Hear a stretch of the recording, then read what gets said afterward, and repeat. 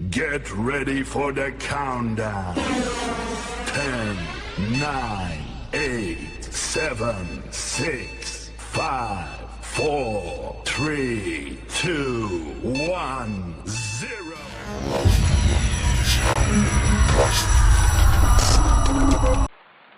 Assalamualaikum warahmatullahi wabarakatuh. Bismillahirrahmanirrahim. Perkenalkan, nama saya Nurniati dengan NIM C0218349 dari kelas akuntansi C angkatan 2018, Fakultas Ekonomi Universitas Sulawesi Barat. Di sini saya akan menjelaskan tentang penjualan angsuran. Dan untuk memenuhi mata kuliah akuntansi keuangan lanjutan 1. Penjualan angsuran adalah penjualan yang dilakukan dengan perjanjian di mana pembayarannya dilaksanakan secara bertahap, yaitu pada saat barang-barang diserahkan kepada pembeli. Penjual menerima pembayaran pertama sebagian dari harga penjualan. Sisanya dibayar dalam beberapa kali angsuran. Untuk melindungi kepentingan penjual dari kemungkinan tidak ditepatinya kewajiban-kewajiban oleh pihak pembeli, maka terdapat beberapa perjanjian penjualan angsuran, diantaranya perjanjian penjualan bersyarat. Pada saat perjanjian ditandatangani dan pembayaran pertama telah dilakukan, hak milik dapat diserahkan kepada pembeli, tetapi dengan menggadaikan atau menghipotekkan untuk bagian harga penjualan yang belum dibayar kepada si penjual. Hak milik atas barang-barang untuk sementara diserahkan kepada suatu badan trust sampai pembayaran harga penjualan dilunasi. Beli sewa less purchase, di mana barang-barang yang telah diserahkan kepada pembeli penjualan angsuran dengan bentuk-bentuk perjanjian tersebut. Di antaranya biasanya dilaksanakan untuk barang-barang tidak bergerak atau seperti gedung, tanah, dan aktiva tahan lama lainnya.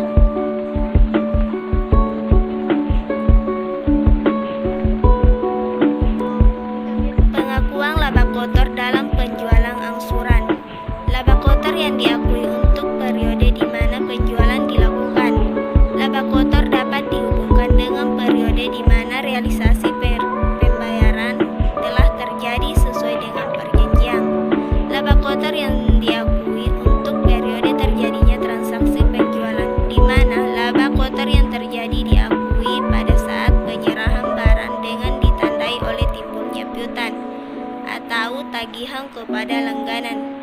Pengakuan laba kotor dihubungkan dengan periode-periode terjadinya realisasi penerimaan kas, di mana cara ini laba kotor yang terjadi diakui sesuai dengan jumlah uang kas dari penjualan angsuran yang direalisasikan dalam periode-periode yang bersangkutan.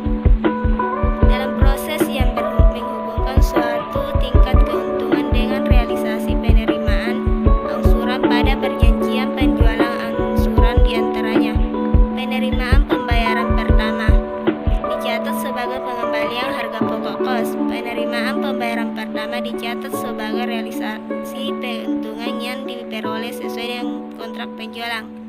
Setiap penerimaan pembayaran yang sesuai dengan perjanjian dicatat baik sebagai pengembalian harga pokok kos maupun sebagai realisasi keuntungan.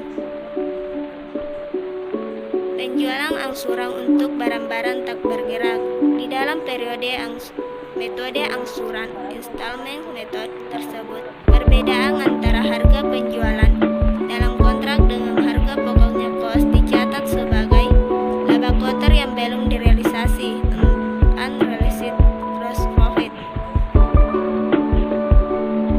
Pada akhir periode diperhitungkan jumlah keuntungan yang telah direalisasikan, yaitu sebesar persentase laba kotor dikalikan dengan jumlah angsuran yang telah diterima dalam periode yang bersangkutan.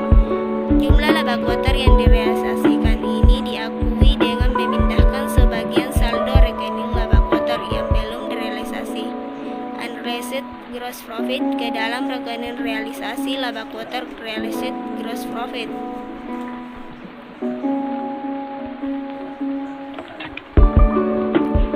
Penjualan angsuran